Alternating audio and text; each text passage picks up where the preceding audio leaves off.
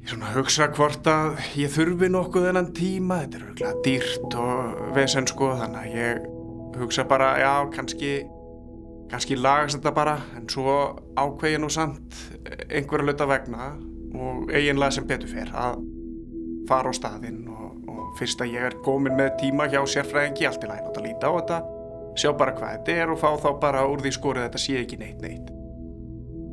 Og hann bara sannfærður það strax þegar hann skoðar mig, tekur svona stróku sýni, að ég sé með illkynja æxli þarna í ristli. Við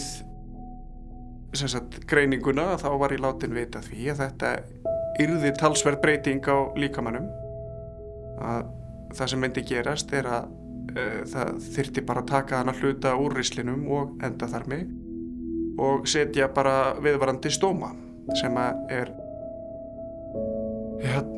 talsvert sjokk fyrir hvern sem sko, en mér líður ennþá eins og ég sé ungur og fannst þetta svona ofsalegt högg að fá og svona fannst það verst í þessu öllu þó að við séum orðnir fínir félagar núna, ég og stóminn sko.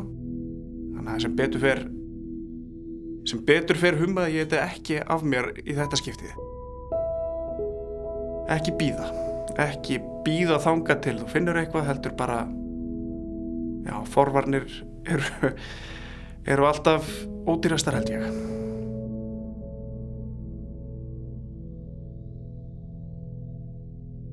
Ekki humma fram að þér heilsuna.